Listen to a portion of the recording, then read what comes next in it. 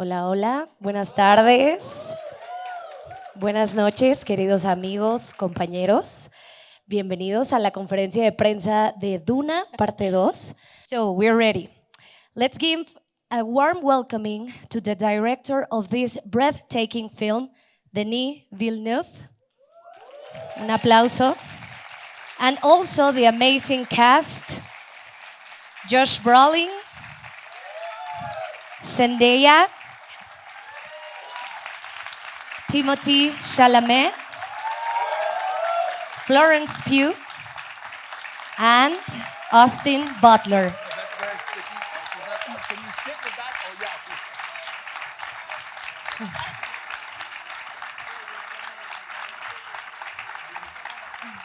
Thank you. Thank you, guys. Welcome to Mexico. Are you excited about starting the tour here in Mexico City? Yes. We are absolutely delighted and very happy. And yes, finally, we will be able to share Yes. the movie with the world. And for the first time, it will be in Mexico. And that's an honor and a privilege for us, isn't it? Un aplauso para Thank you nuestros guys invitados for being and here. It is an honor for me to be here talking to you. It is an amazing film. We got the chance to watch it earlier, so we are very excited to start talking to you. But I would love to start with the director, Denis. You're the master of storytelling, and it's amazing how you explore deep meanings about love, time, and humanity. But talking about Dune Part 2, how did you manage to outdid yourself? I mean, when we watched the first movie, we thought we were witnessing the epic cinematic event, but now you surprised us with this mind-blowing and breathtaking film. You're very generous. Thank you. I will say it's when we were all doing part one, we knew that. Well, I gotta say, as I well mentioned, it is a cinematic event. I mean it. And my colleagues had a couple of questions for you guys too. But let's warm up with a question for TIMOTHEE, Zendaya, Josh. How does it feel back? Not Josh. Everybody can answer, but please. No. Everything are under control right now. Yeah. All right, now we can do it. Let's start with you. Yeah. Hi. We have to choose our battles. We love you, Josh. We love you. But guys, I how love does it you feel? too. Ah, te queremos mucho. It's we love you in Spanish. So, hi, guys, how does it feel to be back in this amazing cinematic experience? I don't know who wants to answer first. Maybe TIMOTHEE? Well, for me, it's a dream come true. As Denise said, I feel like the first film was sort of laying the foundation for this film. I'm hugely proud to be up here. These are all people I admire deeply, genuinely. So I'm just enjoying every moment of this. This is, I'll be lucky, and I hope to be in more great movies, but I'll be lucky to be in a movie, this good ever again. And it's amazing you started in Mexico City. I'm very happy to be in Mexico City, and thank you for having us.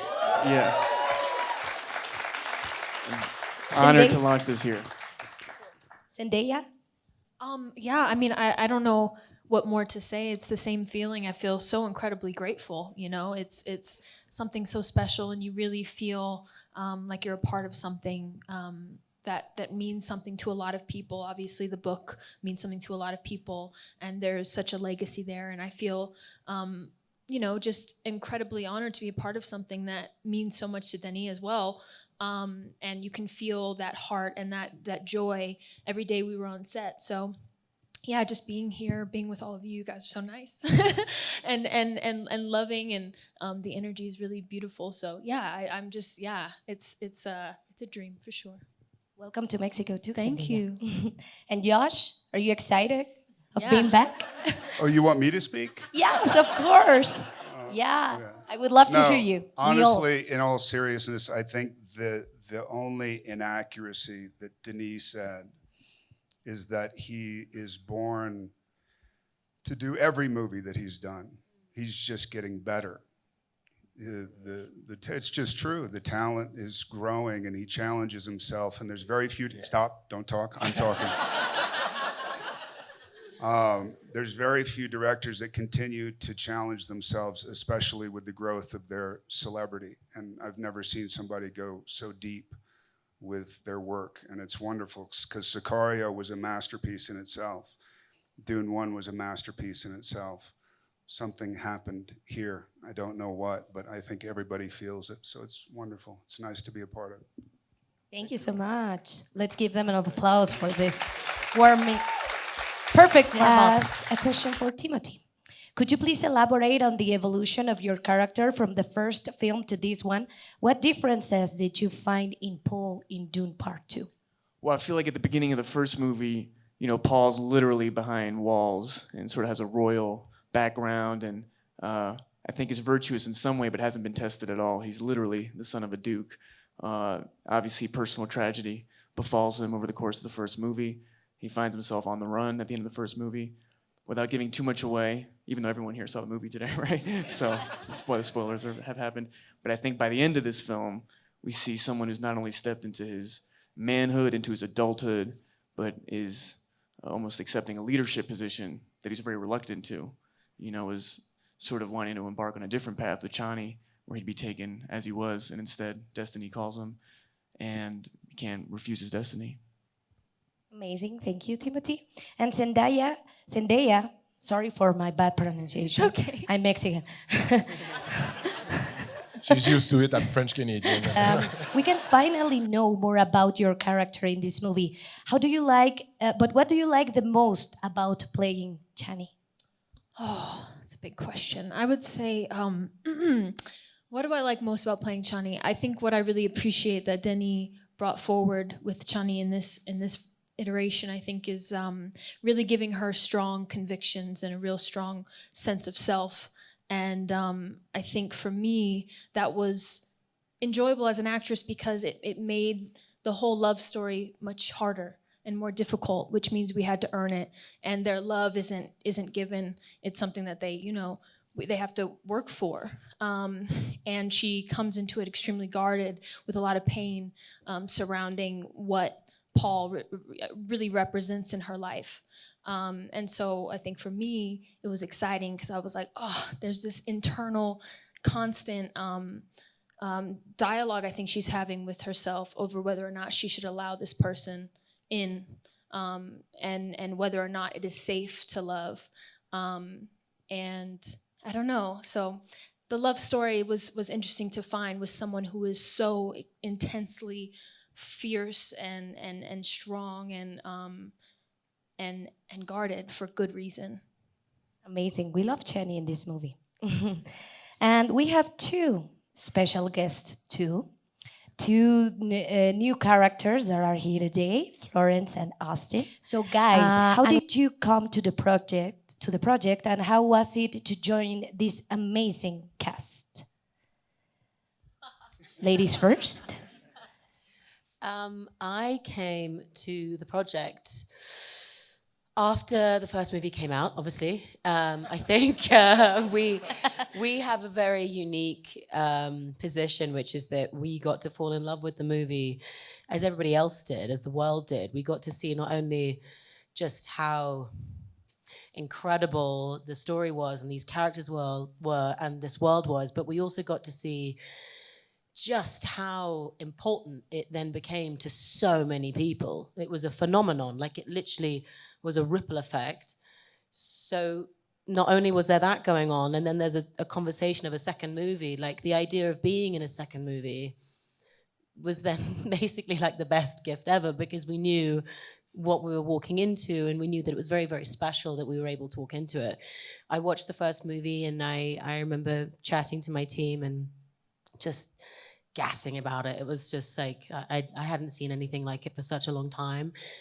And basically all of us were pleading that if there was ever anything to do with the second, could I be a part of it? And then I had a wonderful coffee with Denis when I was in LA. And then the rest kind of followed. And then I was able to go and be a part of this world, which is still crazy. Like, to be a part of this press tour, it doesn't really feel real. It feels like a gift. It feels like we've been given this unique opportunity to go to, like, I don't know, I've said it before in press, but like adult Disneyland. It's like you know, not only did we get to go to set, but we're now like in it and talking about it. And it truly is such a special feeling being a part of something that will mean a lot for a very, very long time to a lot of people for a very, very long time. So yeah, I think I'm just like soaking all of this up and making sure I'm awake and I'm remembering it all. And it's really pretty fucking cool, actually. Yeah, it is. And Austin?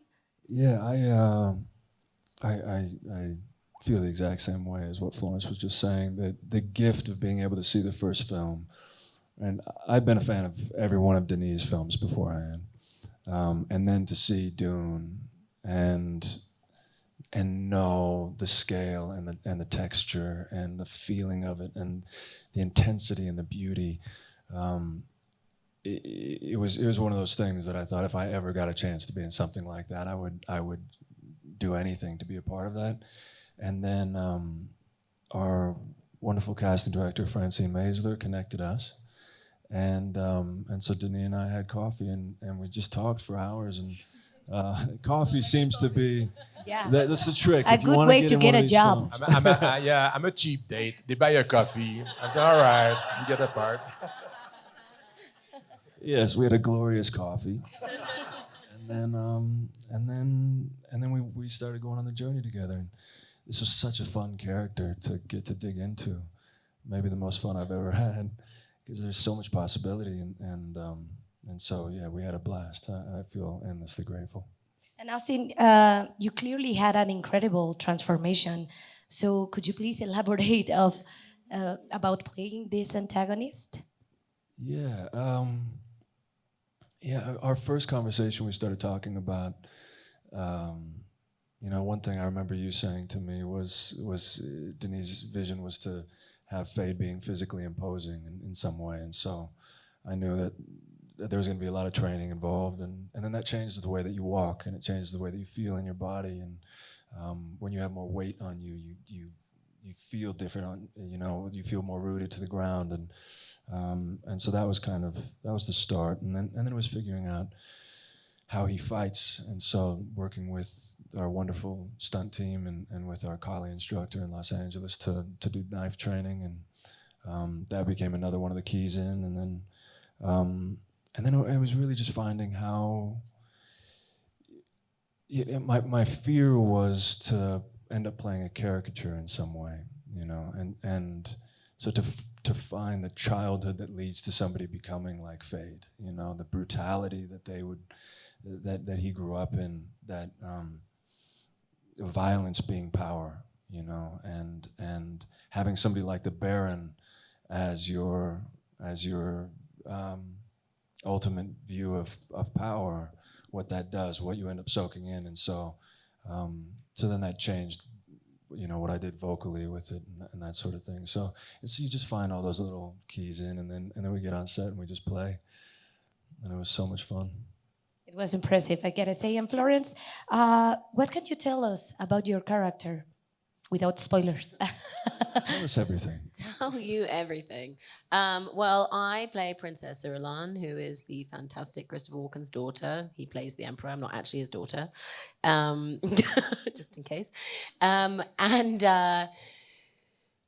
think something that I really, really loved about her is I don't think I've ever played a character as quiet as her before. I'm usually really grabbing hold of someone that is feisty and opinionated and loud and bullshit, and I think probably for the first time I'm playing someone that is unbelievably calculated, and you're not quite sure what's going on in her head at any given time. And I loved reading that in the script. I loved the way that it watched her watching. Like, you were never quite sure what she was clocking onto, what she was listening to, what she was taking note of, until the final scene when you realize that actually she's probably been aware for a long time.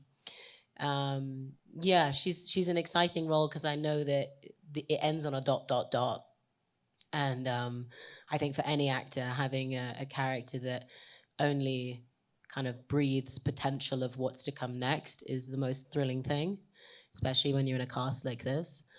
Zendaya and I have been talking for the last week about like how excited we are to see what happens and how we'd love to be a fly on the wall to see what happens between them. So yeah, I think for me, I kind of had the perfect bit where I came in for a month and then I got out. So I got to absorb everything. I got to watch everyone that I love. I got to be around this cast that I've admired for such a long time. And then I don't know what happens next. So yeah, it was a real pleasure, and a real pleasure playing someone like Princess And Lorelai. Josh, I have a really good question.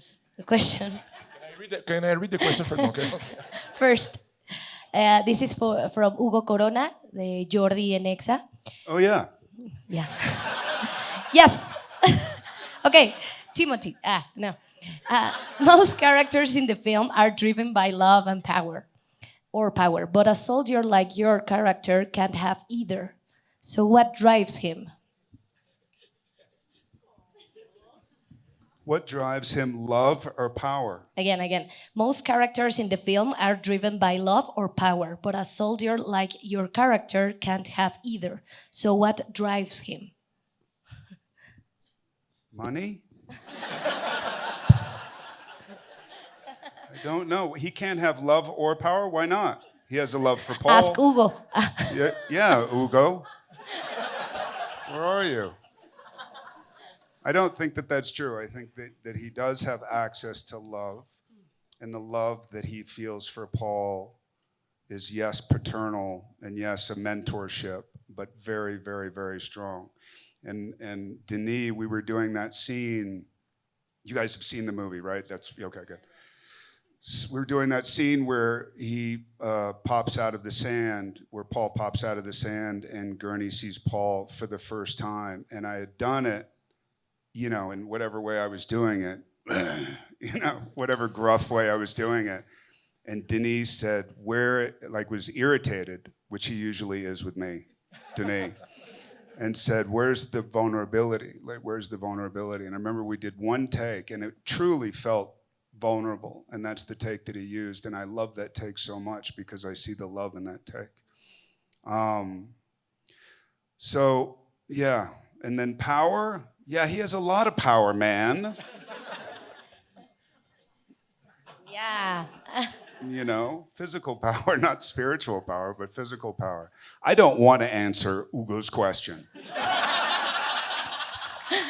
Okay, so Paul Atreides is the leader of the Fremen, but Denis Villeneuve was the leader on set. So how would you describe Denis as the leader of such a mind-blowing and breathtaking film? You like my question? I do very much. Yay! So, didn't I just... Do you want me to get out of the room? I do, actually. Can you turn your chair around like I did? Like I had to? There's very few... Oh, man. I'll start crying if I do this. Oh, stop, man. There's very few filmmakers that show up when you have a love of film like I have. When you grow up and film is your friend, film is your teacher, film is your mentor.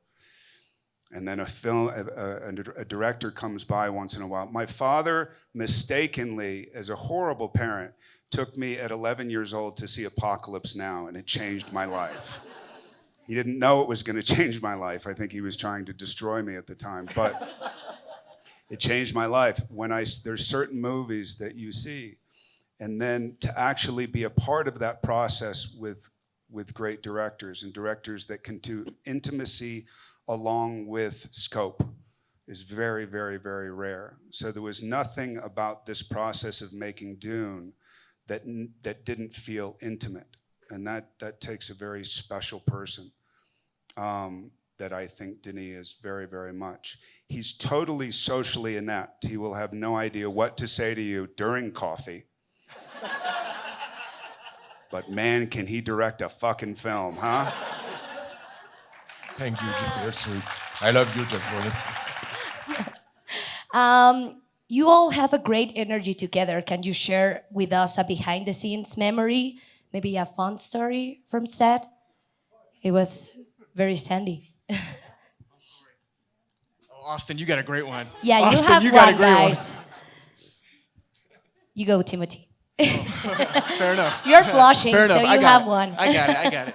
I mean, I mean, it's just I can't tell the full story. I mean, there was the schedule had it so there were a few nights that Austin, Zendaya, Florence, and I were actually together in Budapest. But there was one night they were actually all together. So we all went out to a Japanese restaurant together. We all kind of got to know each other, and That's it. I can't tell. I can't tell the rest of the story, man. I just think it's gonna get lost. Darnell, do you want to tell the rest of the story? No. Okay. Anyway, I'm sorry. That's the worst story ever. I apologize. But We love it. We love Okay. it. We had But- a nice dinner it was together. a nice dinner. Yeah. There was a good moment between Florence and Austin, but anyway, I'll let them tell it if they want. But. Come on, Austin. Florence has Yeah. a great story. No, I can't. I'll get chucked off the stage. Okay. Anyway, point is we just like each other, and that's all Yeah. you need to know. We Yeah, just we like don't each need other. We had a story. great time. We love working with each other, and we'll keep our stories to ourselves. Well, thank you guys so much for your time. I gotta say, we are very excited for the Mexican and Latinos audiences who are watching the film tomorrow in the fan event. You're gonna have a lot of fun too. So, congratulations for the movie. And todos recuerden que se estrena el 29 de febrero, and you have to watch it on the biggest Who is Hugo? screen Is he here? ever. Is Hugo Hugo is here. Where is he? Hugo. Hugo is here. He's Never mind. virtual. And remember to watch his Dune Part 2 in the biggest screen you can, guys. So thank you, spread the guys. word. I don't know. Do anyone else wants to add something? Maybe something the audience has to know about Dune Part 2? No? I don't know. I think this movie's meant to be seen on the big screen. I think Denis could say it better, but this is a movie that shakes the theater, and we could not be more grateful to be here where the first movie got a lot of love. So thank you. Thank you. Thank you, guys.